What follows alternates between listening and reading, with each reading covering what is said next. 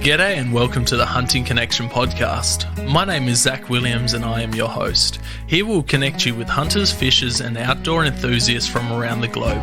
This podcast will share hunting and fishing stories, including past experiences, and tackle the tough hunting stereotypes our community faces. We hope to be a positive influence to those outside the community while also having a laugh along the way. Hope you enjoy the podcast.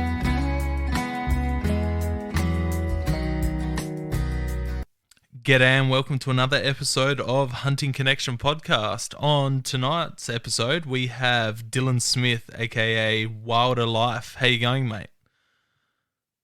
I'm good, mate. How you doing? Yeah, good. Thank you very much for coming on last minute. I messaged you an hour ago, seeing if you were free and available to do a podcast, since the guest I had lined up bailed last minute, so I was in a bit of a rush. It's all good, mate. Thanks for asking to have me on. It's all good. I've had you on the list for a while, and I'm just going through my list, and I'm like, who's online? Who can I message? It's just one of those things, hosting a podcast, you know, things pop up, whether it's for me or the guest, and you have to just rearrange stuff constantly last minute, but it always seems to work out well. You know, we've got a great hunting community in Australia, so, you know, we've got lots of guys that love to talk hunting and fishing, so it's always easy enough to reach out to someone. Yeah, definitely. So for people who don't know you, where are you from, man? At the moment, I live in Armidale, New South Wales. I was actually born in Armidale, but I've only lived here for the last few years, maybe 4 or 5 years. But yeah, sort of originally based around that northern New South Wales area. Yeah, beautiful. And the hunting and fishing up here is really good, so that's why I decided to come back. Yeah, I don't blame you. Yeah, judging from your photos, it looks like an insane area. Yeah, it is. It is. It's pretty well got everything that an outdoorsman would need for the most part.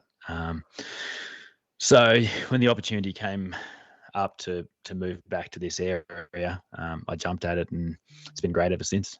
Yeah, I don't blame you. That's for sure. So, how did you get into hunting and fishing, mate? My dad was a hunter before he had us boys, like our family. But mainly what we did as kids was go fishing. Dad's a keen fisherman. Dad's got a hard body fishing lure company, so that's basically all we did. Yes, sweet. And I didn't get into hunting until I guess like sort of halfway through doing my teaching degree, when I don't know, my brothers and I just decided we'd get our firearms licenses and start hunting. So it was always something that we were into.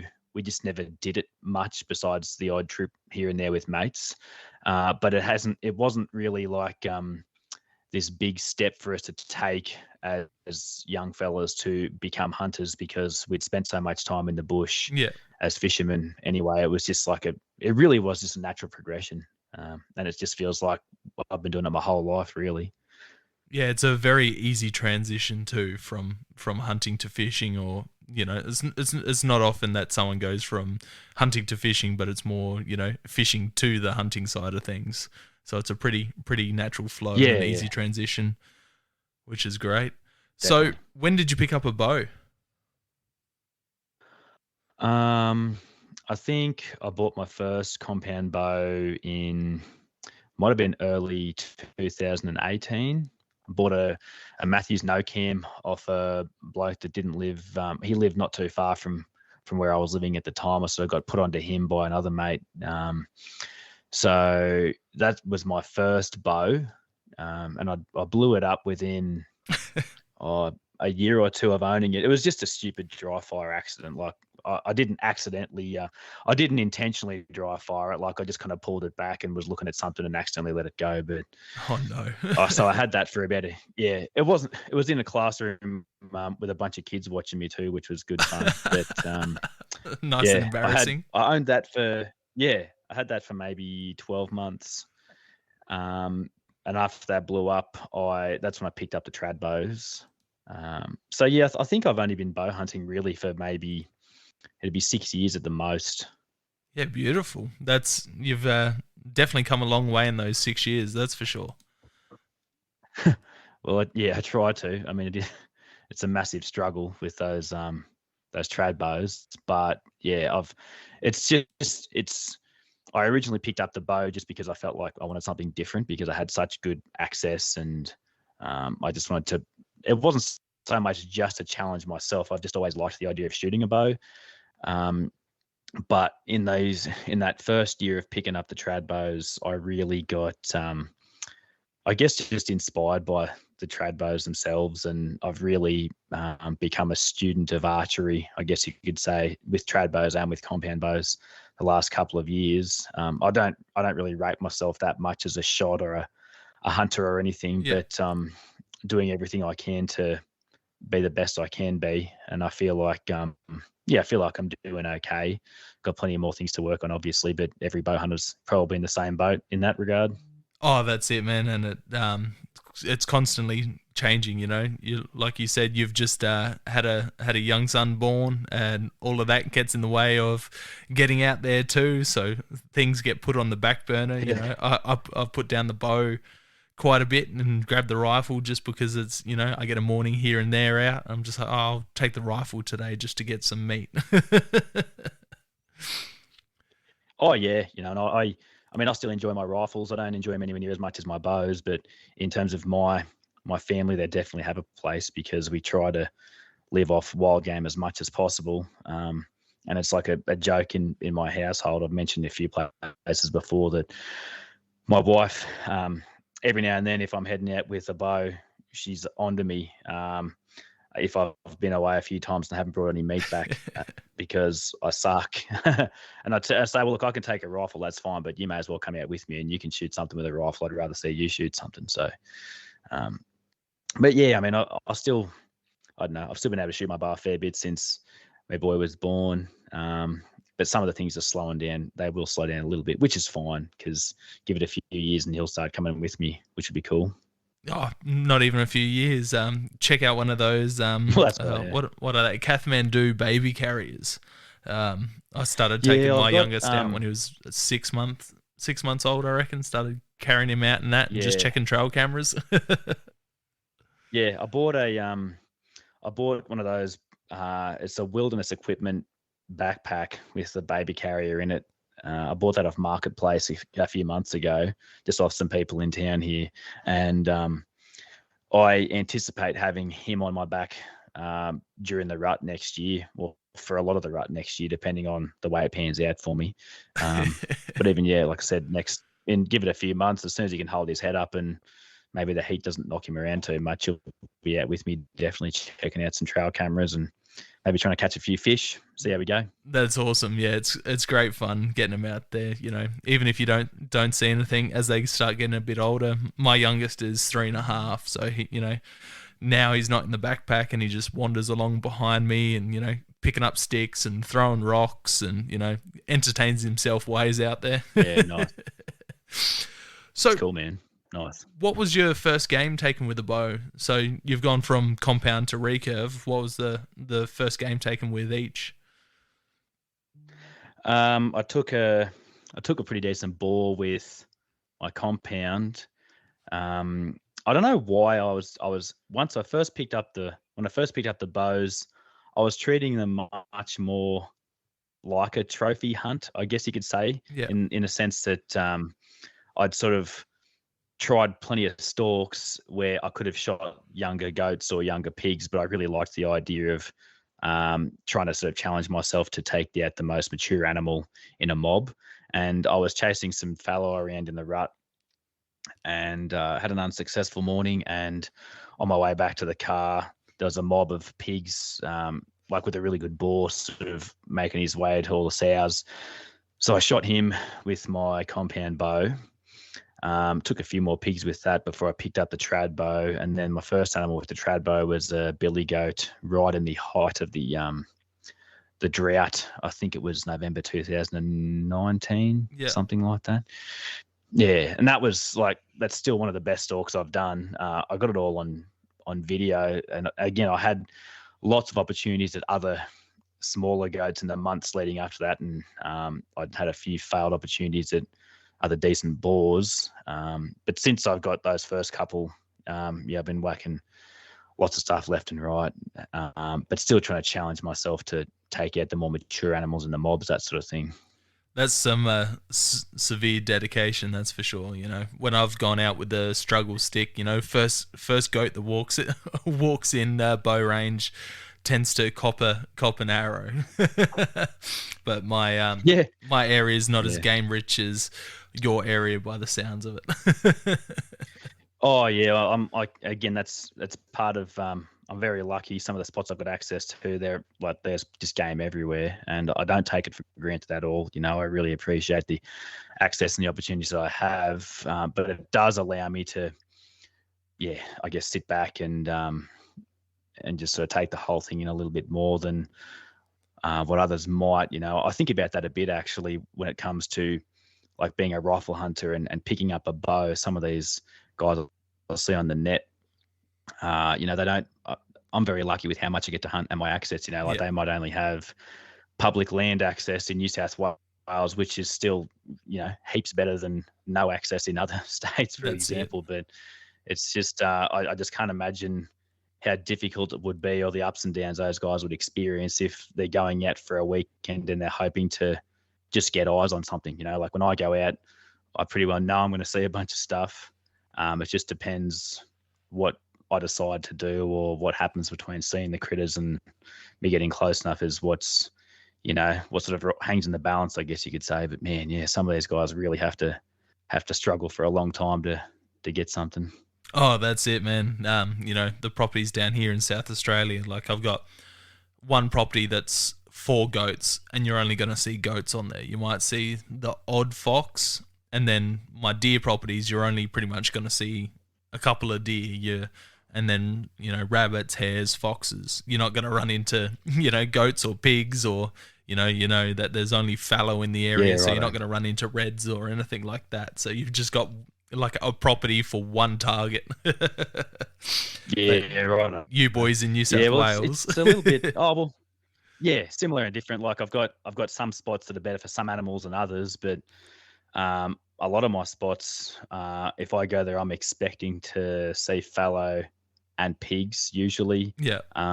And opportunities to goats on some of those places as well. And those places, if they haven't got, quite as many goats as others, a place I've been hunting a fair bit recently that belongs to a friend of mine.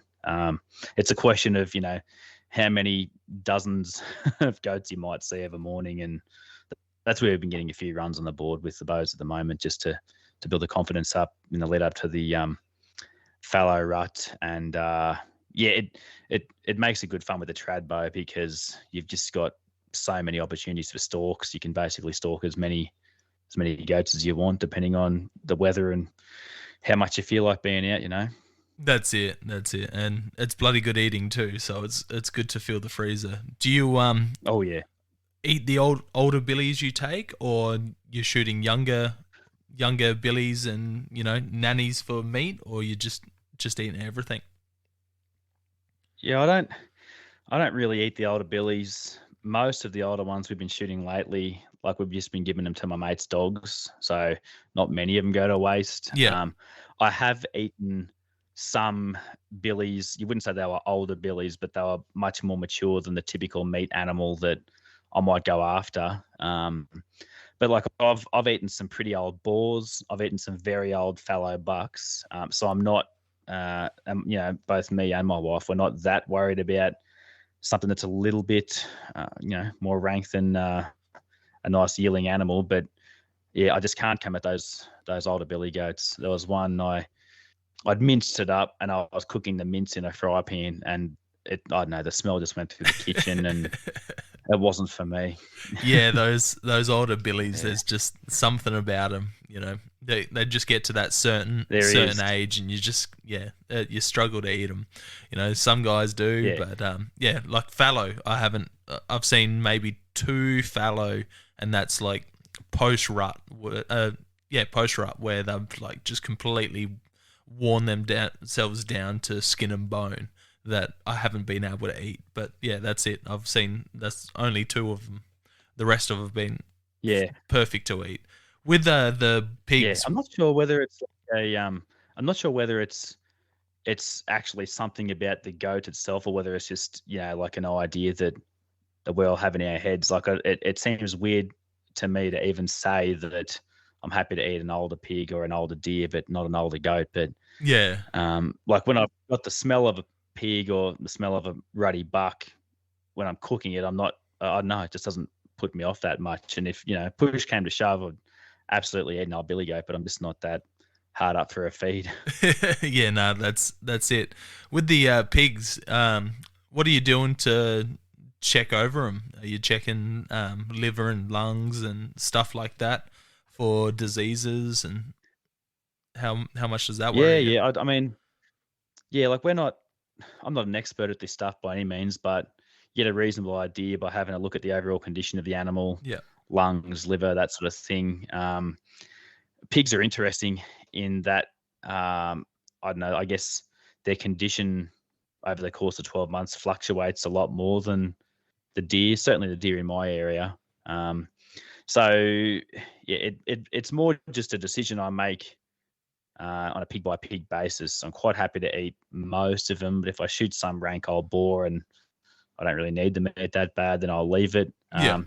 A lot of them, if they've been rolling it in a bunch of crap, I'm sure like the meat itself would be okay, but I just don't really want to get my hands all over them for obvious reasons. Yeah. Or maybe it's not obvious reasons. It's just so much bacteria and whatever. And but having said that, a couple of years ago when the season was really really good, I was finding sows with quite a few half-grown suckers with them, and we just shoot a lot of these suckers, and they were just phenomenal eating. Oh, Really, I really can good eating. imagine bacon Um, seeds. yeah, yeah, yeah. Well, I mean, any animal that's only a couple of months old is going to be tender anyway, But I don't know. Like I said, it's just that their condition fluctuates so much based on the season and the fact they can have you know, so many more young per year than other animals. So it's just a case by case basis. But anything that looks unhealthy or where the liver's a bit odd looking, we tend to leave it alone. Have you found worms and stuff in the meat, and when you've been cutting them up before with the pigs, or just because the conditions pretty good in Uh, your area, you're not really coming across that type of? yeah, not in the meat. Definitely had pigs where there's been worms and stuff in their guts, uh, and I've left those ones. Yeah. I'm not uh, educated enough on that stuff to know whether it would be safe or not. I imagine if like again, if you cook the meat well done, it's probably okay. And something I come back to fairly often when I think about this stuff is for years we've been exporting pigs overseas for people to eat, and although the game harvesters are leaving lungs, liver, and heart in the carcass for inspection, they're obviously leaving stomach, intestines, and those sorts of things in the paddock. So Yeah. even if the intestines were full of worms, the inspector at the processing plant's not going to see that anyway.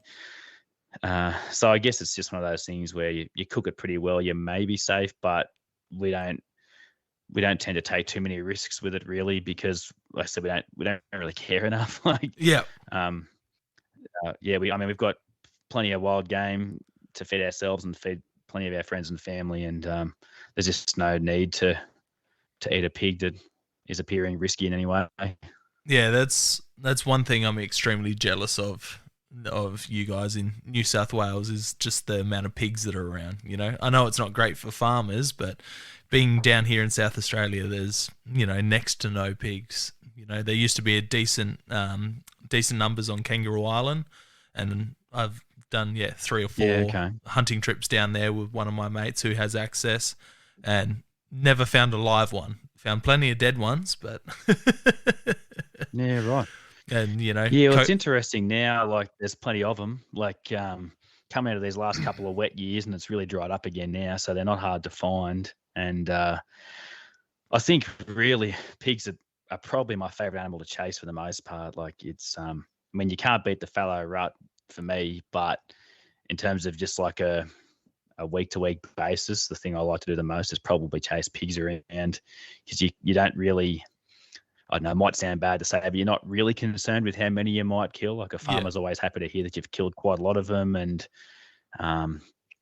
it is a really good challenge to take the most mature boar out of a mob, after a really good stalk or whatever. But in terms of what's easier hunting, I mean, I've got just as much respect for a huge boar as I do for a big buck or a big billy or whatever. But stalking just some, everyday run-of-the-mill mob pigs with a bow is much easier than stalking a mob of fallow does, for example. So it's, if you just want a nice, wouldn't say easy, but a little bit lower stakes hunt, the pigs are really good fun.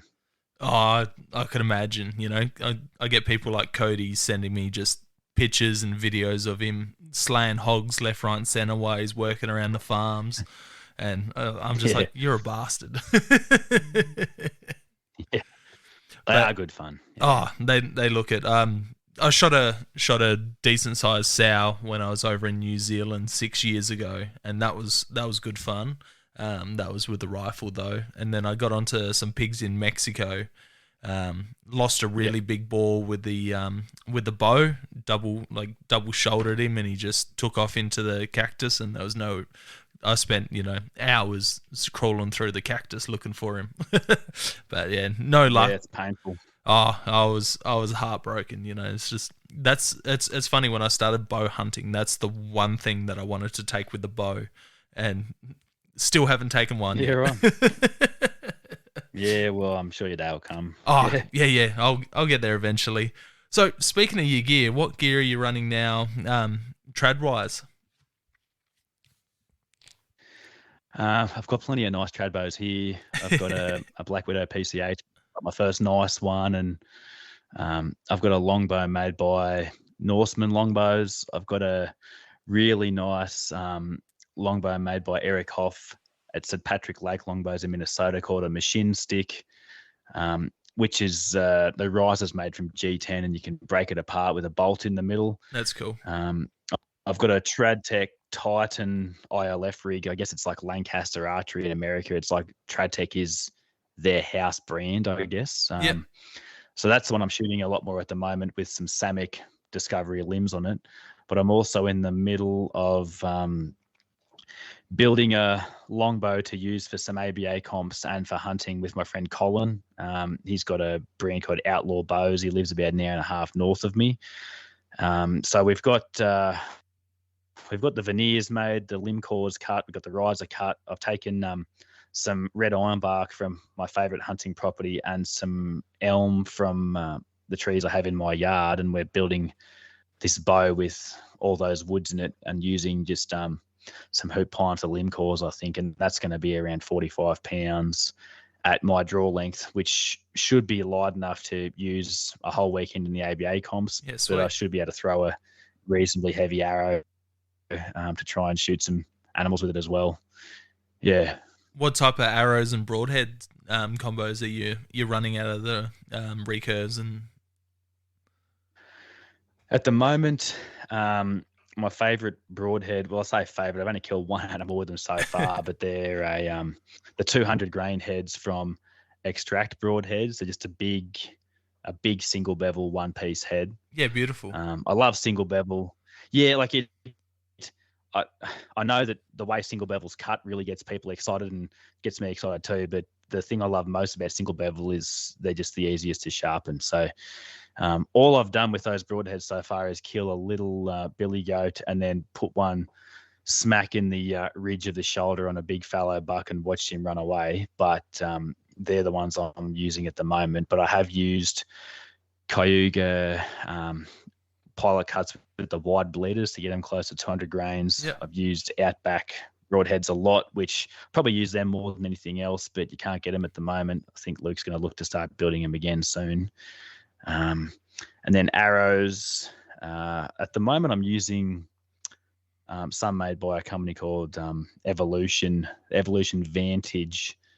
They're pretty long, like they're a little bit too stiff for the bow, but with 255 grains on the front, they work out pretty well. Yeah, sweet. And that's so that's coming out of my ILF rig. fairly nicely. But geez, I've got so many different bows with so many different arrows. But yeah, I know I'm just what trying that's to think like. about all the other ones. I'm looking at those. But they're the ones I'm using. Go on.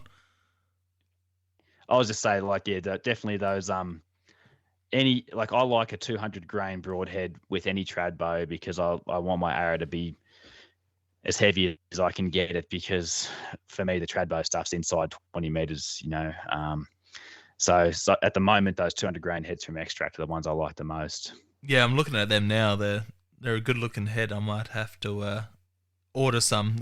I currently run the 200 grain Aztecs, the Tusker Aztecs, but these look a fair bit more solid than them. So I might have to add a pack of them to the cart. Yeah, and look, they're not as expensive as other broadheads. I don't mind paying good money for good broadheads. Yeah, that's it. They're priced pretty well. And a friend of mine, he was using those heads on his compound bow and shot a buffalo with them recently, which is pretty cool, like a nice heavy compound arrow, and he seemed to rate them as well. So that's good. Yeah, sweet. Yeah, there's so many Australian heads hitting the market, which is cool to see. Different people bringing in different designs and that. I just got gifted a couple of X3 broadheads from a fella down here in Adelaide. Pretty cool looking 3-blade solid head, and yeah, they've started popping up. I started seeing them on Facebook maybe a year or so ago. And then, went to a mate's house yesterday. I'm just, I see you shooting them. What are they like? And he goes, oh, yeah, here you go. Here's a couple of packets. Go try them out. Yeah, nice. But, yeah, there's so many cool. Like, I'm currently running the Van Diemen's out of the compound, and they're such a great head as well. There's so many different... The Van Diemen's? Yeah. You can't get them anymore, though, can you? I'm pretty sure Mick Kosh is still supplying them. They were through someone else, and he's bought the business. I haven't bought any for a while, but I'm pretty sure he's still selling them. Yeah, cool. Which is good because they're a solid head. What are you taking out when you're going out for a day trip and that? Oh man, I mean, you probably have half an idea that I really enjoy my photography stuff. So I'm usually carrying my camera and maybe a couple of lenses, some spare batteries, and a flash. It's rare that I'd go through even one battery in one day, but I don't know. I've got a little stuff sack with that gear in there. So I always take that, and I'll usually, depending on what I'm doing, I've got like a 12 to 40 mil lens and a 14 to 150 mil lens, so I'm usually alternating between those ones just depending on what I'm doing. I'd usually have a kit with at least one knife, a little sharpening stone, and some game bags. Usually carry a first aid kit, and then I don't know, it could vary based on whatever I'm doing. Maybe at least a drink bottle, a tripod for my camera, my Garmin InReach. I've been carrying my InReach a lot the last few months because I hated the idea of being somewhere without reception and Kira going into labour and not being able to message me. Yeah, they're a handy little device. But that's they are. But yeah, I mean that's pretty much it for just a regular sort of day trip, unless I plan on doing something else specific. But that pulls me up pretty well. Yeah. Yeah, beautiful. Speaking about your camera gear, I was chatting to Cody Gearon earlier. This afternoon, he said to ask you how to take the perfect lot, like how to get the perfect lighting for a trophy photo. Oh man, how long is a piece of string? Or like, there's just so many ways. Honestly, like if a flash on top of your camera really helps get a photo if you weren't going to get it otherwise. Yeah. I shot a couple of good billies a couple of days ago, and by the time I shot them both with my bow, and by the time I'd recovered them both, the sun was down. So I put a headlamp off to the side to get some lighting kind of coming across the scene, and then I had a flash on top of the camera to flatten out some of that light, and both those photos turned out pretty well. But yeah, like I don't know, it's got to pay attention to where the sun is. You don't necessarily want to take a trophy photo if you've got the camera like facing into the sun. Yeah. That tends to be pretty hard to make it look good. But if you've got the sun directly behind you, then it's hard if you've got like the shadow of the photographer in the scene. But yeah, I mean, I could do a whole podcast on me taking photos really, but yeah, just try to pay attention to where your light's coming from and try to do your best to not have your light directly behind you or directly in front of you, have it coming a little bit across the side, because a little bit of contrast made by some of the shadows of a light going across the scene is a good place to start. Yeah. But the other thing as well is with digital cameras, it's kind of like knots, you can't tie knots, tie lots. If you can't take a photo real good, then just take a stack, try a bunch of different things. Because you can delete all the ones that suck when you get home, but pay to get them developed. That's what I do. So were you into photography before you got into hunting, or is that something that's picked up afterwards, or?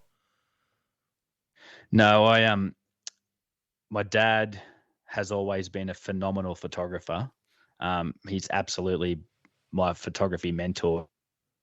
He's taught me everything I know. And early when I was doing my degree, I was on holidays or whatever, and Dad invited me out on just a drive around Western New South Wales just to take photos, basically, just go and see some cool country. And I didn't really think I'd want to pick up the camera and do much. I just thought I'd hang out, and listen to music in the car and go for walks in the bush looking for pigs and whatever. And again, I wasn't a hunter at this stage, but I was into the bush. But yeah, he gave me one of his old cameras, and that trip's kind of where I learned the basics of how to work a camera in like manual exposure mode or manual mode.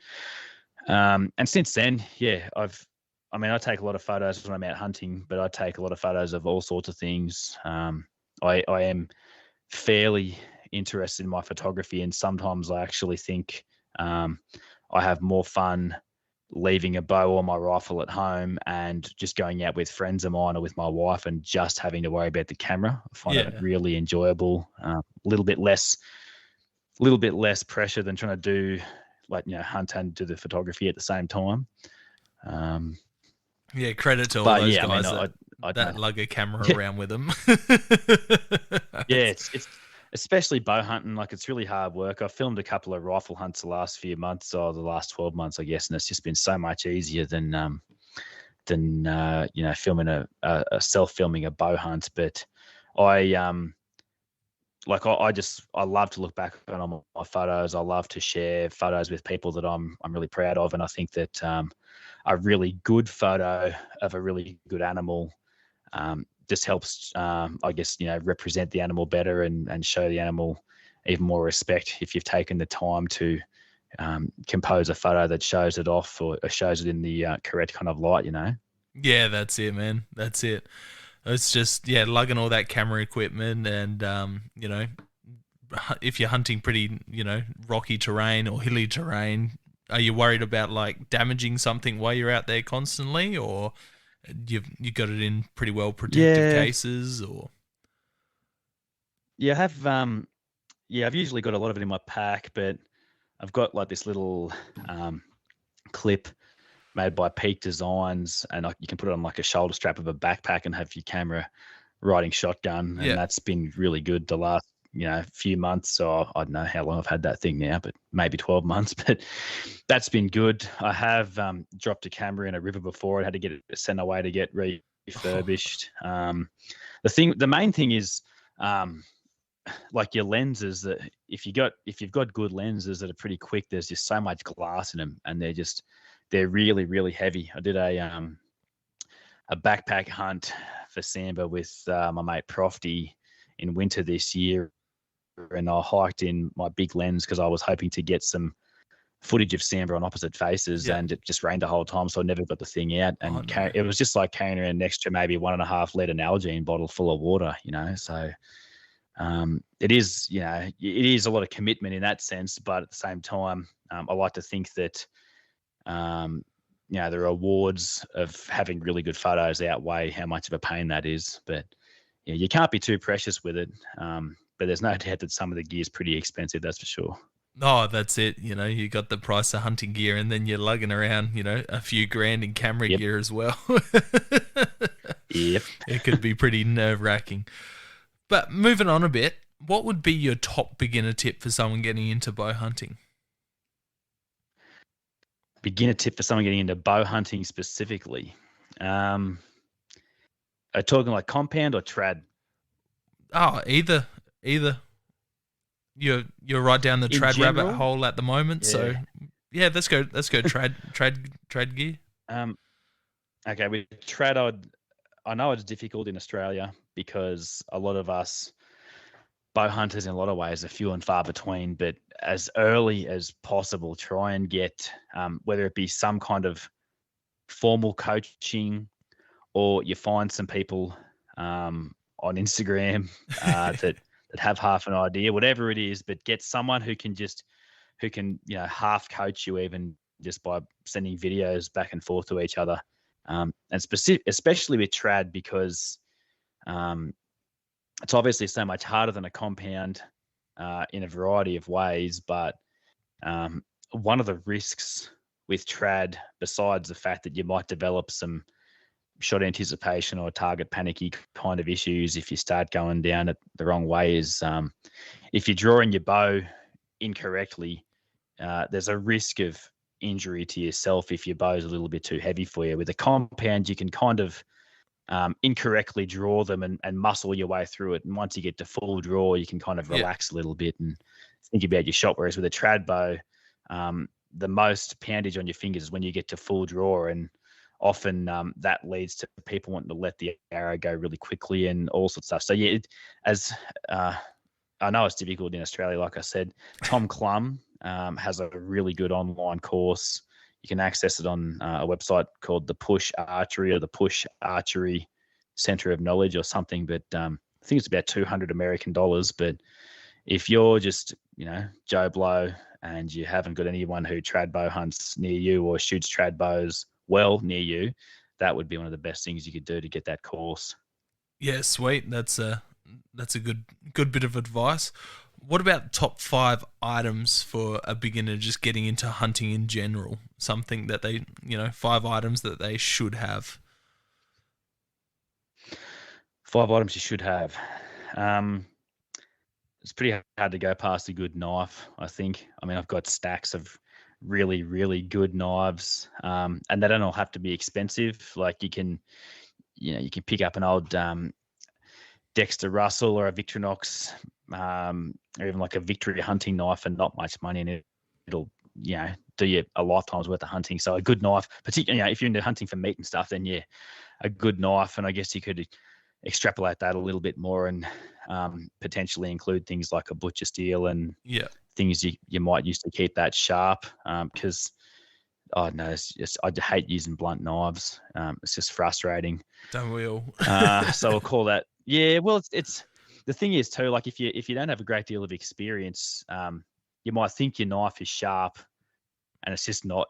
And I've been out with blokes where they talk about how they've got this knife, it's nice and sharp, and you watch them trying to do something where the skin's a little bit springy, like cutting the anus out of a deer or something, and it's just, man, if you had that thing sharp, you would be, you'd actually enjoy yourself a lot more. Now, I know it's probably a pretty predictable answer, but a good pair of boots. I hunted for a long time in crappy boots, and I'm talking like blue steel cap boots, and then elastic sided Bluntstones and all sorts of dumb stuff. I just didn't think about it that much. But some of the country I used to hunt, I'd need to take, like I'd hunt all day and then I'd take a day's rest and then I'd hunt the next day just because my feet would be busted. And it wasn't until I invested decent money in decent boots, and you don't have to spend hundreds and hundreds, but man, like it's a pretty reasonable pair of boots just enables you to hunt a lot more confidently, but also hunt a lot longer because your feet aren't busted. Sort of, I got a knife and boots, a decent backpack. If you're planning on carrying out meat, there are so many good backpacks out there. Like I've used and abused the absolute hell out of an EXO 5500. I've also got a good Kafaru Reckoning at the moment, and Spiker on like a little bit more affordable option are making some good frames with packs. But I used to hike out meat with a backpack that didn't have a good frame in it. Yeah. So all the weight would be on my shoulders and the bag would collapse, and it was, you'd be buckled carrying out just one small goat. Whereas if you've got a pack with a strong enough frame, it's not like it makes it easy, but it makes it a lot more comfortable, and looks after your shoulders and your hips and your body a lot better as well. That's it. I just hate the idea of struggling to carry out meat with a crappy bag nowadays. It's just I haven't got time for it. It's pointless. It hurts thinking about it. Yeah.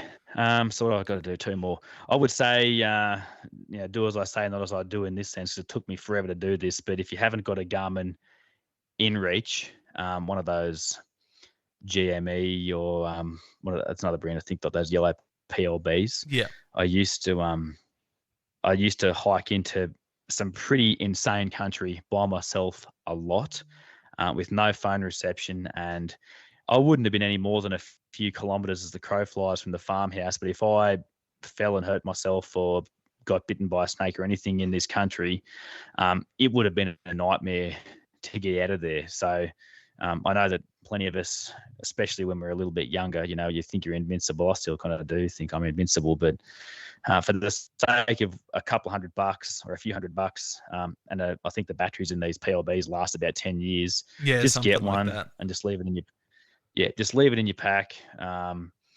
Again, when I was single, I didn't care about it as much. And then when I met my wife, I cared about it a little bit more. And now I've got a son, I think about it a lot more, and just being able to press a button if you get in trouble. And again, it doesn't have to be the most remote backcountry and ever. It could just be you're in some gully, you got no phone reception. And if you can't get a message out, it could get pretty ordinary pretty quick.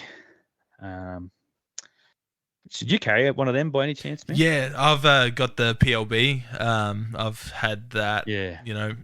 When I was younger, my parents were pretty keen on me to carry one with me, so I got one for a birthday or a Christmas, and Mum insisted that I carried that with me everywhere I went when I went out hunting for that whole thing. And then started this year, ended last year, I got myself a Garmin InReach for Snake Island and New Zealand, and it was incredible to be able to reach out to home, being in the backcountry in New Zealand and being able to get messages across.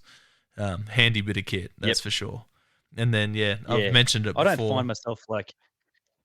You go on. You go, bud. You're right. I was gonna say, like, I don't find myself like missing home and wanting to get off the mountain per se. But it is really nice to be able to message home, just to be able to say, hey, yep, I'm all good, and I can send that message to my wife as well as my parents or whoever, just with one click. Yeah, that's it. So it's not so much about wanting to, I miss my wife. I mean, I miss my wife, but it's not so much about wanting to have good yarns and ask what's going on the Instagram feed or whatever. It's just really nice to be able to maintain that connection, I reckon. Yeah, definitely. It's just being able to check in. You've got the pre-made messages that you can send. You can make your own pre-made messages, and then if you need to type something out a little bit longer, while I was in New Zealand and Snake Island, it was just like a message in the morning saying I'm heading out, message lunchtime, message in the afternoon saying I'm back. Everything's all good. But that's definitely a handy bit of kit, and they're just, the InReaches are tiny. You just hang them off your bino case, like your bino harness, and you don't even notice it's there. You just have it on, and the amount of stories I've heard that they've saved people's lives and got them out of some sticky situations. Yeah, definitely. So I think I've got one more left. I mean, I'd love to say first aid kit, but I don't know, it's probably a no-brainer. So I think in terms of you'd be surprised hunting, I'm going to say how many people don't take a first aid kit out with them. The amount of people I've spoken to. Yeah, I mean, some of the stuff in my first aid kit's probably a bit crusty and needs replacing, but even just having like some alcohol wipes and some bandages and some band-aids, even like it doesn't have to be a really serious accident for something to, like, I remember I was doing a stupid thing. I was trying to sharpen a knife while holding like two knives in my hand, and I raked a knife straight over a knuckle one time. no. And it was just dumb. I get it, but I was able to just wipe it down with a bit of alcohol swab and put a couple of band-aids on there, and it was fine. Yeah. And I mean, I was never going to lose my finger. It was never going to be the end of the world, but it was a point where I could be like, right, yeah, I can still hunt the rest of the day here, as opposed to I better wrap my shirt in, hand in my shirt and get the hell out of here. But like I said, I reckon it's too predictable of an answer, so I'm going to go with a binos and a bino harness. And it's funny, like, I mean, you can spend huge money on binos, but for years and years, I ran the cheapest set of Vortex binoculars you could get. Yeah. And I mean, I never thought about how important they were until I had some, and then all of a sudden I just see a whole bunch of stuff that I wouldn't have otherwise. So I'd say within reason, it doesn't even matter whether they're super good ones or not. Just have a set of, half decent binos and a bino harness, because I'm always on the binos. Oh, they're a game changer. Having a somewhat decent pair of binos are just like compared a cheap Absolutely. pair of binos compared to a decent pair of binos. It's crazy how much difference it picks up. It's Oh yeah. And absolutely. then even the bino harness, like you said, that's been an absolute game changer as well. Like having to carry them in hands, carry them in your backpack, all of that type of stuff. There was a few, like a bino spider, which was like elastic cable that you just put around your shoulders, and you just had like the binos bouncing up and down in front of you. Compared to that stuff, I've never used one of those. Yeah, I got one sent out ages ago, probably just before bino harnesses started being a thing, and it was great at the time. Yeah, righto. But then compared to a bino harness, they're just a game changer. Being able to put your EPIRB or your Garmin InReach, put your phone, put a knife. Yeah, that's right. I carry knives in mine if I need to put a backpack down. Like just in my one at the moment, I've usually got like a, whatever you call it, like that smoke, like the thing that, a wind checker, Yep.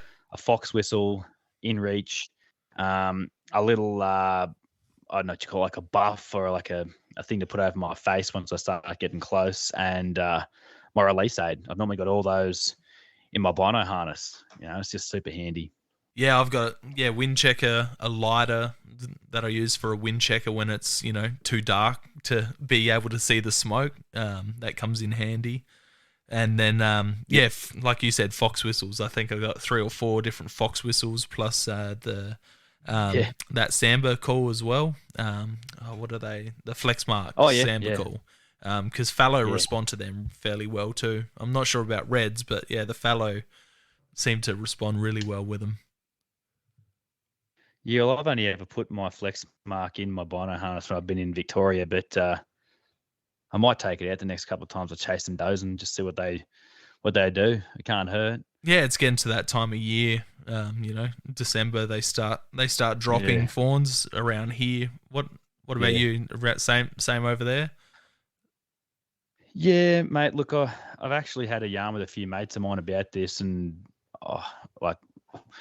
it's all just opinion, really, or theory. But most of the time I see them like sort of around late November and December. But the last couple of years, I've been picking up really young fawns on my game cameras right up into early February, and I don't know whether it's like I sort of speculated maybe some of the doe cycles got thrown way out of whack in the drought and it's taken a bit long to catch up, or whether there's just so many deer that they get missed in the first wave of the rut and they get bred, in the next round, because I have heard, this isn't normal, but I have heard bucks croaking at one of my main spots in July before. So that obviously means there's some doe that's cycling at that time. So if she gets bred in July, she's obviously going to have a fawn, a few months after when most of them drop. So yeah, I don't know what the reason is, but certainly I'd expect to start seeing him pretty soon. Yeah, man, I'm seeing some really young ones a lot. It's funny you say that, because the last couple of years I've picked up a few young fawns. Late February, even up to March. You're seeing some real tiny fawns, and yeah, from what I've heard, it's if a doe's been missed or that hasn't taken, she'll keep cycling till she gets pregnant. So. But that's just what I've heard. So, but yeah, you know what it's like in the deer world. Everyone has their own opinions and thoughts why these things happen. Yeah, that's right. And there's second, third, fourth ruts. Yeah. Yep. So, what about zombie apocalypse weapon? What would you be going? Man, when I hear you ask the people on this podcast, I've never really given a huge amount of thought to what I would like, but part of it would be for zombie apocalypse, and part of it would just be because I'd like to have one and I can't have one. But I reckon maybe like a semi-automatic 22, like a Ruger 1022 or something. Yeah. Just because I could carry a lot more, like many more rounds, the same amount of weight compared to something like a Springfield M1A or an M14 or something. But I mean, I don't know. Like, you like to think you could just pump them all in the head with the 22 and it'd be fine, but maybe something with a bit more power would be more useful. But I still like the idea of a Ruger 1022 for sure. Oh, that'd be so much fun. Yeah, that's something that I've been leaning towards in that answer for a while now is the 1022, because you can carry so many around. It'd be cool to have like a 1022 chambered in like 22 Hornet. Just to give it a bit more oomph. Yeah, maybe even like a 17 HMR maybe. I mean, I don't even know if they make them in a 17 or a 22 mag or whatever, but I'd just like to own one. I hate the fact that I can't own one. I could probably work a few things around my property to be able to get one, but I don't feel like trying that hard. I hate the fact that I can have like a lever action 30-30 or a 300 Win mag, but a Ruger 1022 is scarier, so I can't have one. That just bothers me. Oh, trust me, Australian gun laws do not make any sense, and especially with all this shit going on over in Western Australia at the moment, it's just an absolute nightmare. And hopefully, we just had a shooting here in South Australia. A couple police got shot, unfortunately, and hopefully the gun laws don't change up here following in the in the wake of that, going towards more Western Australia style, which will be scary to see what comes out of that, unfortunately. Yeah. Yep. Couple bad eggs wreck it for everyone else. Yeah, I understand that people made these laws and they're trying to do a good job, and they believe they've got the interest of public safety at heart and all the rest of it. But I think it's something mentally with me, maybe in my personality, like have a really hard time with hypocritical stuff in that space. Yeah. So, and I mean, I don't want to go on a massive rant about it, but yes, just I can understand, like, you want to have some kind of restriction. I understand that you might want to justify in that sense, but it's just like, if you open up my safe, the stuff in there's just got way more bang than a 1022. You know what I mean? Oh yeah, it's like even our appearance laws. You can't have some, like, I'm not sure if you guys have appearance laws over there, but SA, we've got appearance laws. You can't have stuff that looks like something that's too scary, and it just blows my mind. And then you chat to Americans about it, and they just laugh. It's almost embarrassing, really, when you talk about it like that. Like, and you haven't got the same thing for cars, like if a car looks like it can go really fast, but it can't go really fast, no one cares. It's funny you mentioned that. I actually seen some video. Apparently South Australia is bringing in a license for like power to weight ratio in cars. So certain cars will have to have a different license due to the power and weight of the car. I haven't looked geez. into it. I'm not a car guy, but I kind of laughed. I'm like, well, welcome to the club, guys. Yeah. Oh, that's crazy, isn't it? Yeah, it blows my mind on those types of things. But let's move on to something a bit funnier. What have you forgotten on a hunting trip? Oh, I've done the old, like, forgot the ammo and those kind of things, but everyone does it at some point. But I did drive down where I used to live out in Western New South Wales. I went into Victoria for a weekend to chase sambar, and I left like my entire camping box with my little gas stove and saucepans and whatever in it. And I'm always reminded of that because there was just some camping shop in Corryong. I went in there and bought a fairly cheap cast iron pan. And to this day, I use that pan, daily in my kitchen. It's been a cracker. And I've probably owned that thing for about 8 years now. It's fantastic. How good is cast iron? Yeah, but oh man, cast iron and carbon steel, like I just froth on it. Like, I can't see myself ever owning a piece of non-stick cookware again. With the exception, we bought a new slow cooker the other day. It's got a non-stick coating on the bloody pot inside it. But yeah, besides that though, mate, I don't know. I tend to overpack with a lot of hunting trips, so it's not often I forget anything massive. But yeah, I went out for a weekend with my wife once, and I forgot the bloody ammunition, so it was just me on the compound bow, and we went hungry that weekend. Oh, spewing. Yeah, we've all been there and forgot something. What about the most important item you take out with you? Oh man, I don't know. Like, are we talking like with the exception of like not going to just mention your bow or whatever? With the exception of those things. Yeah, honestly, mate, for me, it would be my camera. Like if I went out and I'd forgotten, say I went for like a week-long sambar hunt, as I tend to do every year, and I'd gotten down to Vic and I'd realised I'd left my camera gear behind, I would really be spewing. And my phone would do a decent job, but like when I go on these, I mean, I'm not the most experienced sambar hunter by any means. I suck at sambar hunting, but I love going down there, backpacking in and just seeing some different country, and half the fun, probably even more than half the fun, 2/3 of the fun for me is just taking photos of the country and showing my friends and family the places I've been and the stuff I'd seen. And yeah, if I hadn't had my camera, man, I'd be spewing. So I would say that's probably my most important bit of gear. No, that's a really good answer. What about sketchy, dangerous thing that's happened to you when you've been out? Oh man, I don't think I've ever told this story on a podcast, and I try and keep it shortish. But every time I think about this, I feel sick. And it was just when the drought was lifting, so it was probably January 2020, and my wife and I had gone out for an afternoon hunt on a place like a pretty local property, humongous mountains, and there was potentially a potential shower forecast.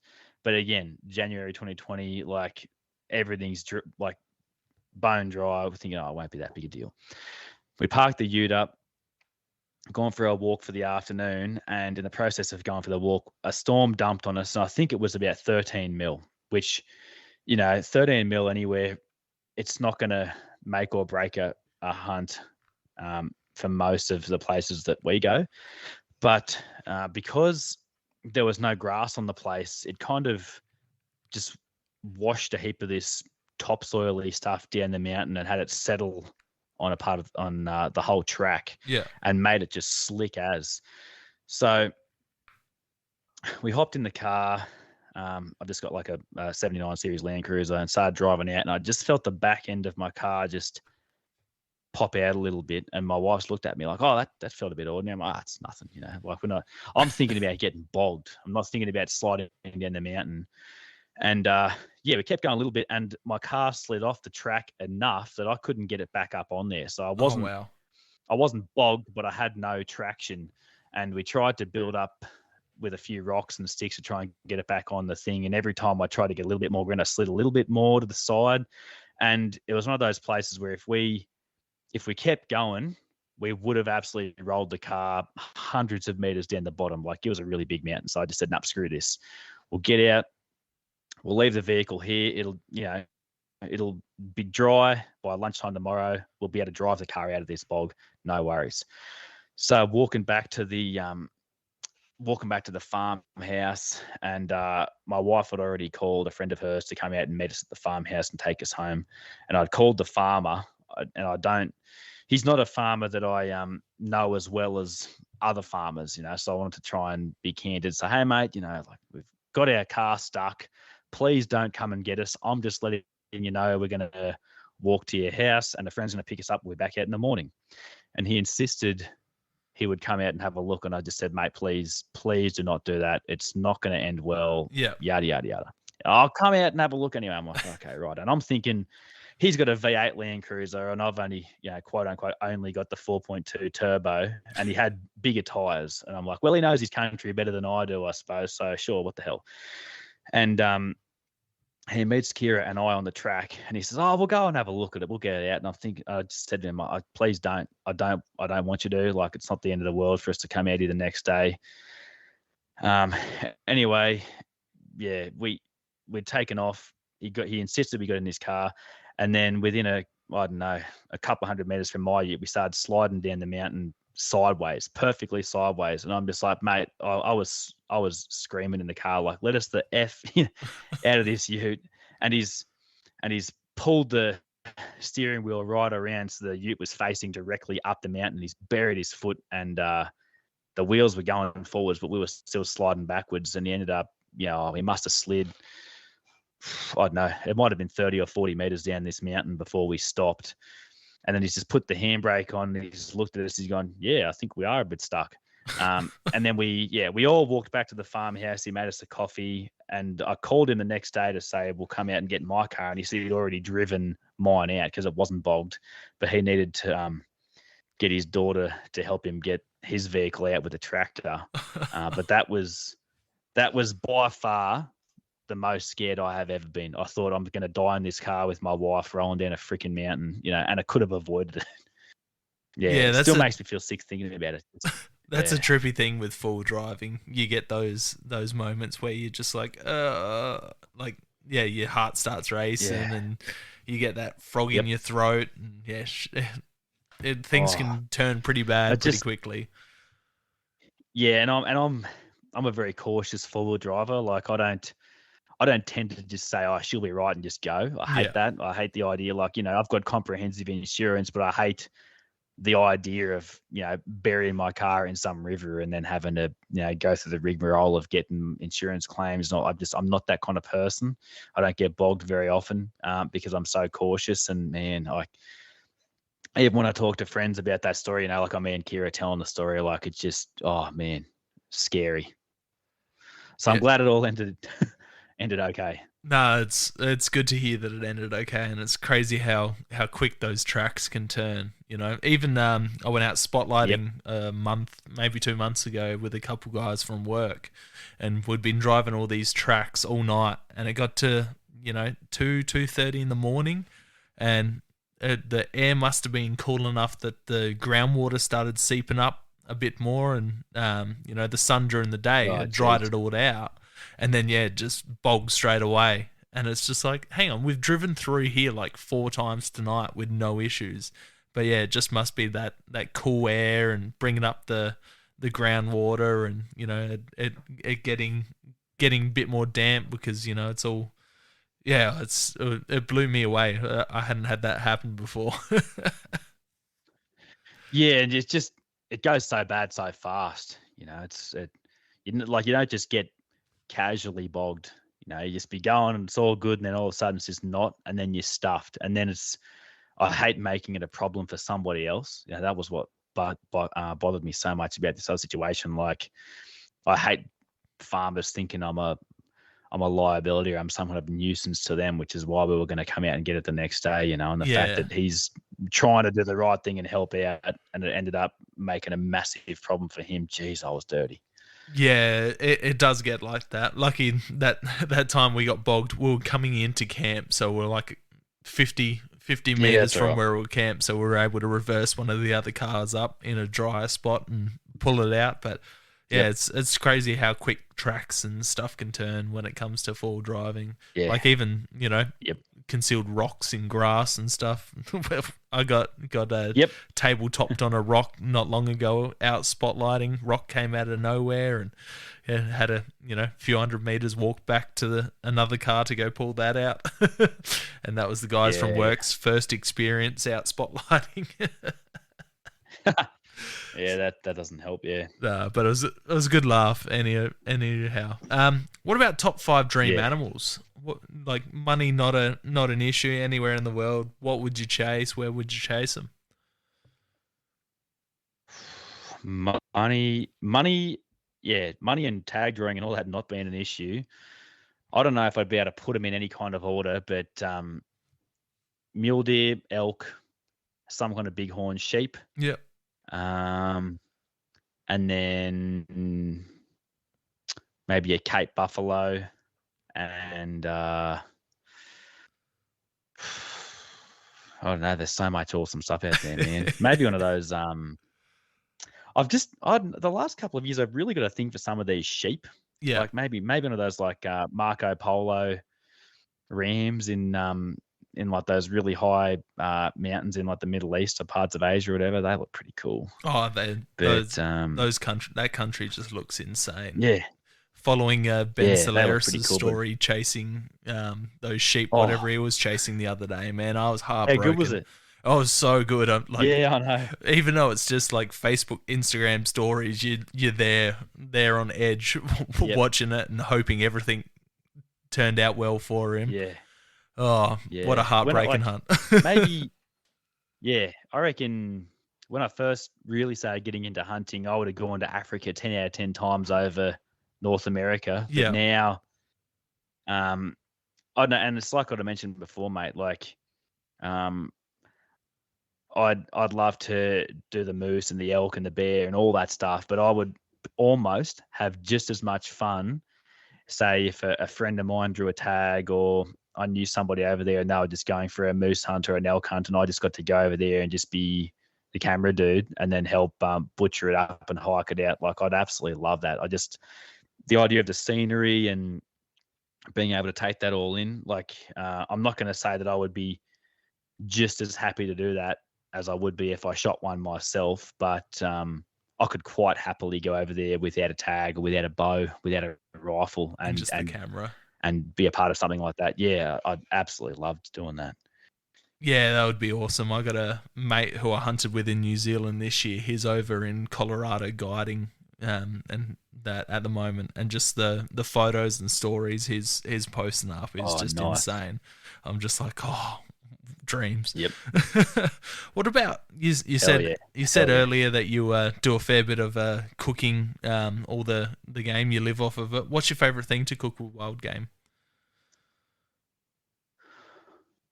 Ooh, man. If you were to ask my wife, she'd say goat. I swear she would probably eat goat 8 out of 10 times over venison. Yeah. And that's also just because the ones that we're bringing home to eat are the little ones. Like even in summer, maybe January or February this year, it was her turn to shoot. We came across a big mob of goats, and she emptied her magazine of her rifle at them and shot all the really young nannies to eat, and left all the big billies for me to chase with my bow another time, which was beautiful. Nice of her. Yeah, which was cool. I mean, like I know that people like to say, "Oh, geez, goat slow cooked in a curry, it's really good," and it's like it's just become a bit of a cliche. But man, like there's just something about the oiliness or the fattiness of the meat itself. It's so much more forgiving to cook than venison. And I'm not talking bad about venison. You know, like we eat venison all the time. But yeah, really enjoying the goat stuff at the moment. But I mean, are you after a specific animal, or are you after a specific kind of like a recipe or a favorite cut or what? Yeah, favorite dish that you cook with a specific animal.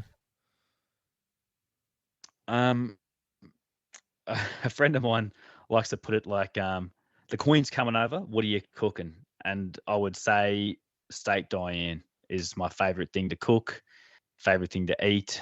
Um, yeah, like the first time I ever cooked dinner for my wife, it was steak Diane. I just find it's. I mean, I think it's supposed to be named after the goddess of the hunt or whatever. Anyway, and I love a lot of different preparations. But if I've got yeah, some steak Diane, whether it be with a venison backstrap or sometimes I'd use wild pork or goat or whatever, and I've got some really crispy baked potatoes and some steamed broccoli or whatever on the side and a lot of sauce on there, man, I'm happy. Very, very happy, man. That sounds beautiful. So, coming up to the end of the podcast now, how do you see the public views on hunting and hunters? Man, it's I think about this a lot, and when I write my columns and stuff, I comment on it a lot because it's not like I lose sleep over it, but I'm a rural person. I've lived rurally majority of my life. I have lived in cities before, but something that I talk about with friends and family a lot is how there's just a massive disconnect between like a lot of this rural kind of stuff in Australia and the other side of things, and how in my line of work, I'm a school teacher. I come across so many people who they're based in metro areas and that's all they know, and they've never been anywhere rural in Australia whatsoever, and I find it a little bit sad that they might be experienced travelers. They might have gone to a whole bunch of cool places overseas, or they experience a lot of culture in places like Sydney or Melbourne. But for me, the beating heart of Australia is not Sydney Harbour, as cool as it is to go and have a couple of beers at Sydney Harbour. Like, it's not the beating heart of Australia. And when we think about what Australia is, although the vast majority of our population lives on the coast, I get it. Australia for me it's a rural place, and it's just I have a really hard time dealing with that when you live in these rural places. You've got friends who are farmers, you've got friends who are hunters.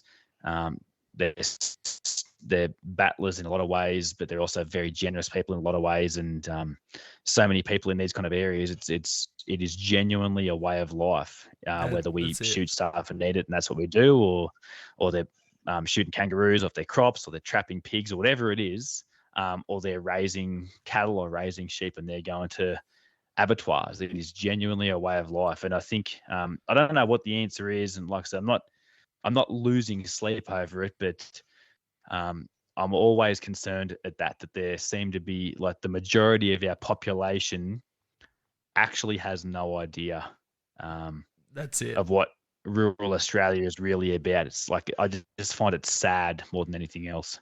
Yeah, I fully agree there. How would you change the public views on hunting and hunters if you could? Man, like I don't have a really big platform or anything, but I like to write articles. I like to be involved in other podcasts of my friend Craig with his TV show The Season. Kira and I were on that, and like to feel like we played a small part in doing that. But if I could like wave a magic wand and have the general public like realize something that they didn't realize before, it would just it would be as simple as just either exposing them to or providing more opportunities for them to see or experience a lot more of what rural Australia is about. Because you can essentially live in the middle of, I mean, I'm preaching to the choir here. I know, like, even all listeners would be mad keen hunters, I'm sure, but it's just not everybody has to be a hunter, and not everybody has to be a farmer, and obviously the cities are important for a variety of reasons.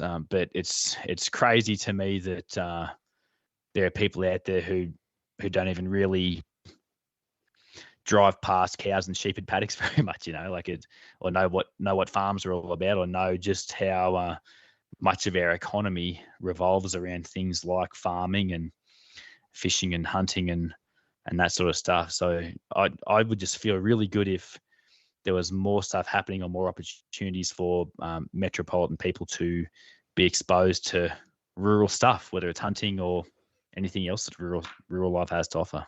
Yeah, that's it, man. That's it. And finally, what is hunting to you? Oh man, it's I'm sure everybody has a hard time putting into words. Like, it's within reason, and not including things like my family. It's probably the most important thing to me. But it's just what I do, really. Like, it's not like I don't make conscious decisions to engage in it. It's just like when I've got some spare time, it's what I'm doing. Yeah. And I love being by myself in the bush. I love being with a bunch of my mates in the bush, and I'm a very happy person, and I really enjoy my life. But I hate to think the kind of person I would be if I didn't have the opportunities that I do to, not just hunt, but also see. It's also a really there's no better way to see Australia than to try and hunt as much of Australia as possible. As a New South Welshman, I can go to Victoria and I can go to Alpine National Park and say, yeah, I was in Alpine National Park, cool, do some forward drive tracks or walk some tracks. Or I could go there and try and hunt a sambar deer and, have some dingoes come and bark at me or whatever, dingoes, wild dogs, whatever. Yeah. But like that, to me, it's just the best way to engage in the country and the landscape, really.